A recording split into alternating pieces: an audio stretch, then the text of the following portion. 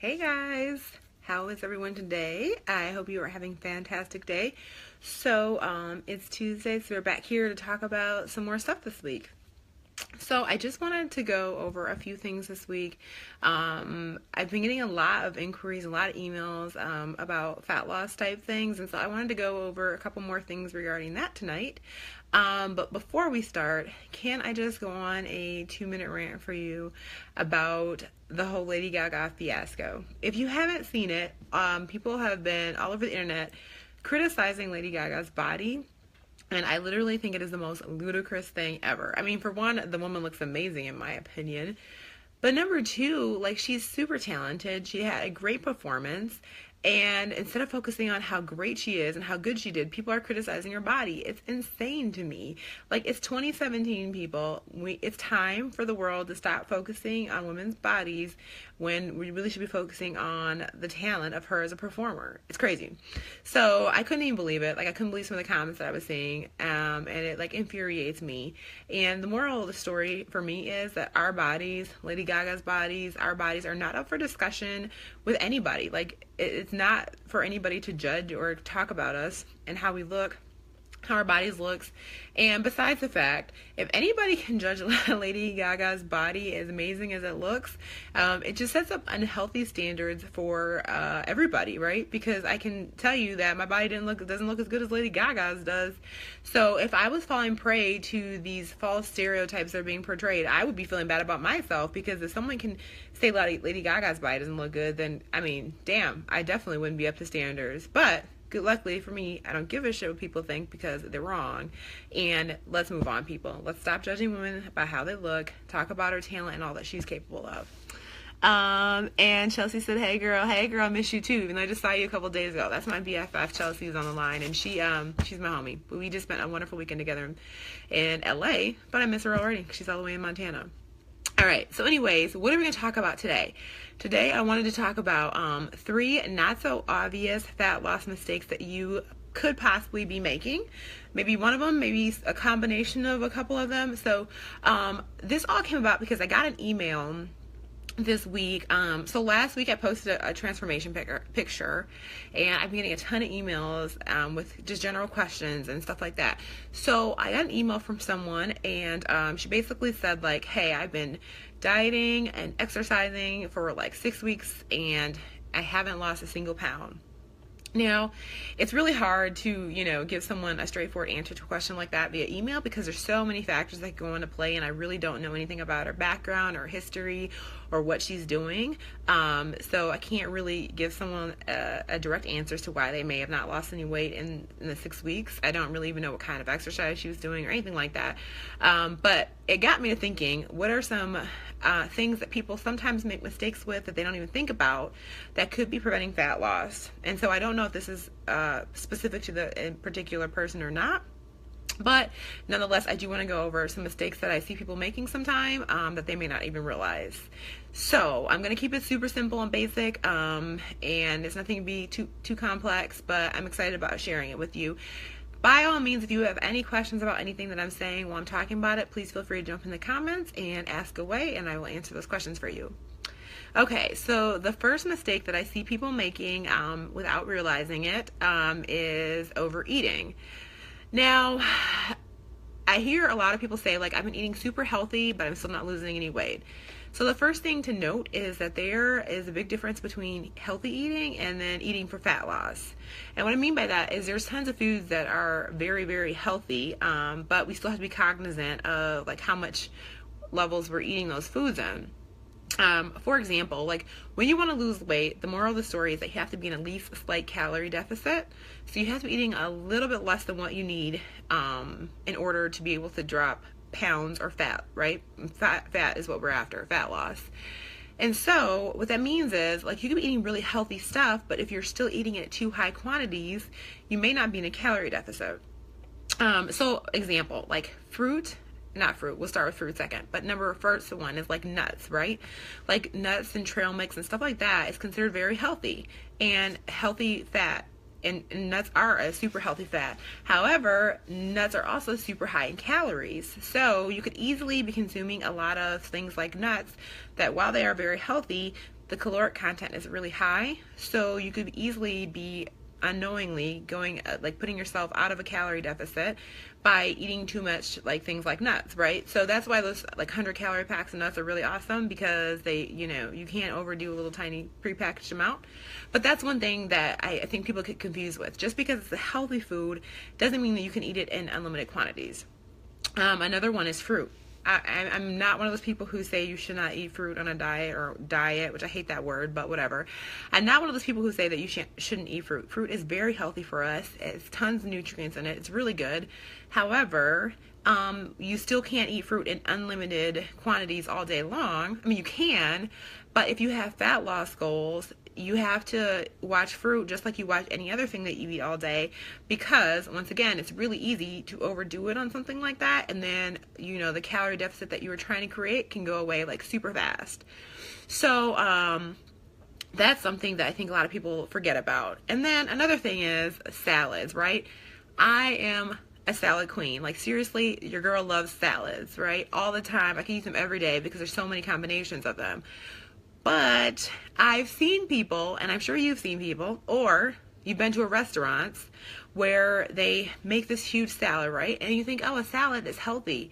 And yes, it is healthy, but it's super, super easy to make a salad and turn it into something super calorie dense.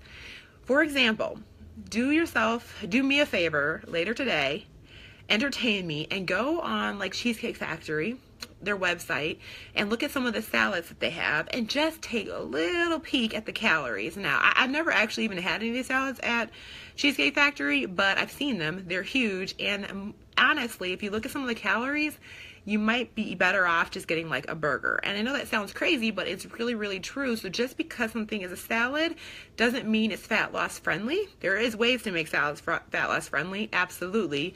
But you just got to be cognizant of that, especially when you're going out to restaurants and stuff like that. So my point is, everything that's healthy doesn't mean it's fat loss friendly. And so it's really, really easy to overconsume calories without even noticing it, because you're eating healthy foods.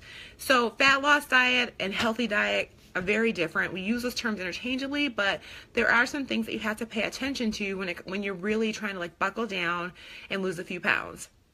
And another note on the salads, and then we'll move on, is the salad dressing too, right? Like, it's really, really easy. Salad dressings and all condiments in general, most of them are like really, really packed with sugar, fats, and calories if you're not careful or you're not picking out different varieties that aren't so calorie dense. So that's another way. Like, if you take a salad and then drown it in like super calorie dense dressing, like, you could be eating a lot more calories than you think you are. So I am not one to be a slave to counting calories or to counting macros. However, if you've been doing really well with your healthy eating, you don't see the scale going down at all, it may do you like a service to just like take a week. I'm not saying forever, but just take a week and just kind of like track what you're eating. Because it can be an eye-opener sometimes. Like, you might track and be like, holy crap, I'm eating so much more than I thought I was eating, So there's a lot of great apps that are free, like MyFitnessPal, totally free. You can just try it for like a week and just kind of get an eyeball of how much you're actually consuming, because it could be eye-opening. So that's the first thing. Point number 2 is complete opposite of overeating. Maybe you're undereating. And so I see a lot of women doing this. And, on the surface, you're like, okay, I need to lose weight, so I'm going to eat less and I'm going to exercise more. Okay, but there is a point where you're eating too little. For example, if you're eating like 800 to 1,000 calories a day, really, really, really, honestly, not the best thing for your metabolism or for fat loss. And initially, like the first 3 or 4 weeks of doing that, you may actually make some progress. You may lose some pounds.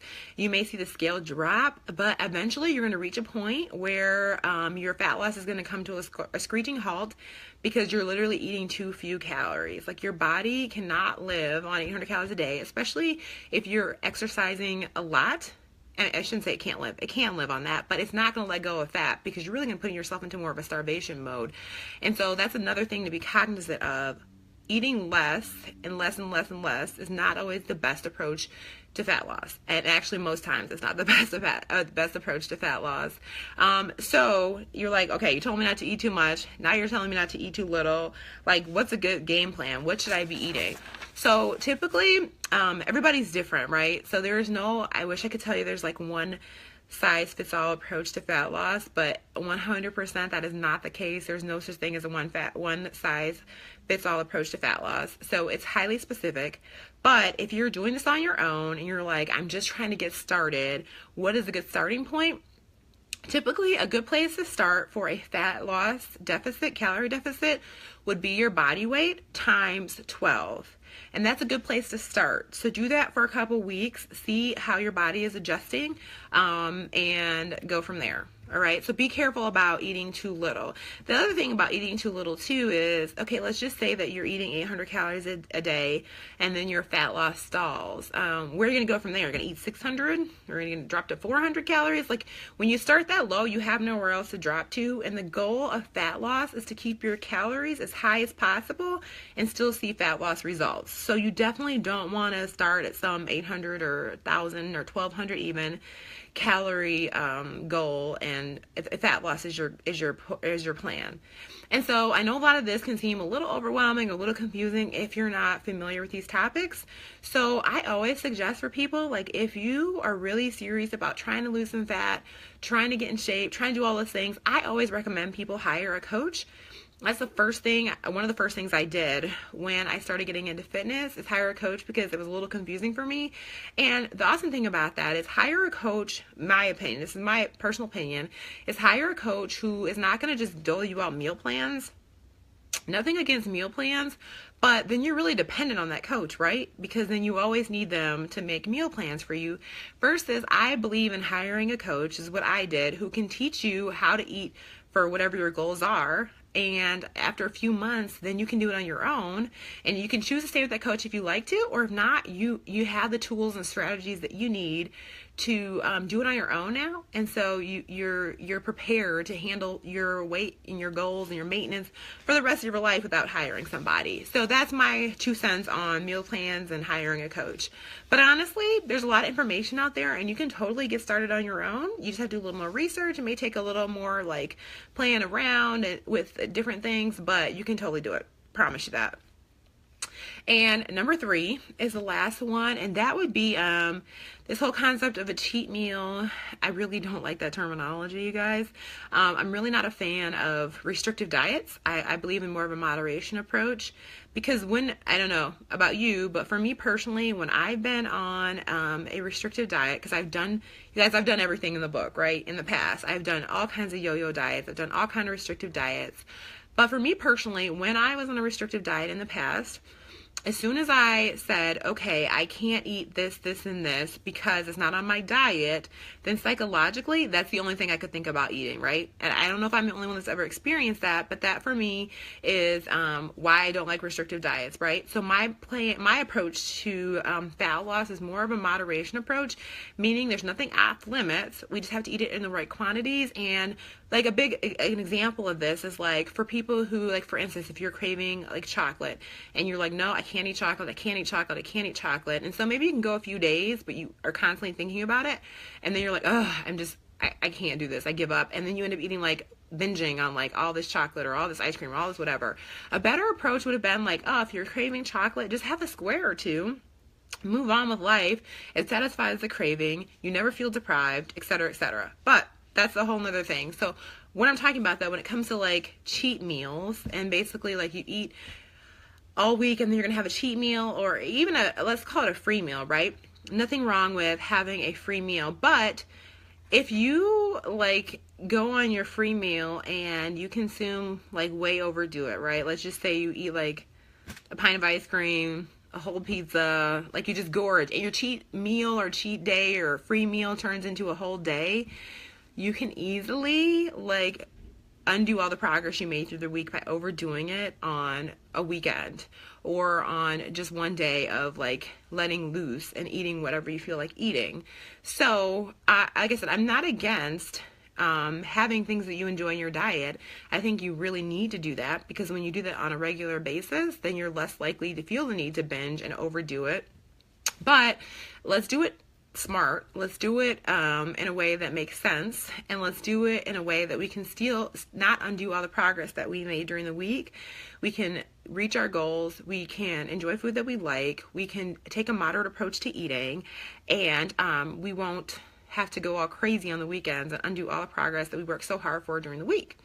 So those are 3 things to really, really think about when you feel like you're doing everything right, but you're not seeing any goals that you want, or you're not seeing the results that you want, I should say. Think about those 3 things a little bit and just see if maybe any of those things could be something that could be affecting your progress. And then the last thing is, I have been getting so many inquiries about like fat loss basics and stuff like that. So I'm super excited because this week I'm putting together a fat loss cheat sheet that's going to be super simplistic, super easy things that you guys can implement every single day into your life that are very super actionable. So I'm putting that together this week. I'm super excited about it. If that's something that you want, put your email in the comments and I'll make sure you're the first to know about it. But I think it's going to be really helpful for people, and especially people that have been emailing me with lots of questions. This will get you started for sure. So I'm super pumped about it. That information will be coming out next week. Can't wait to share it with you guys. That's all I have for today. Thank you so much for joining me for this week's Talk About It Tuesday session, and I hope you have a fantastic week, and we'll talk to you later. Okay, bye.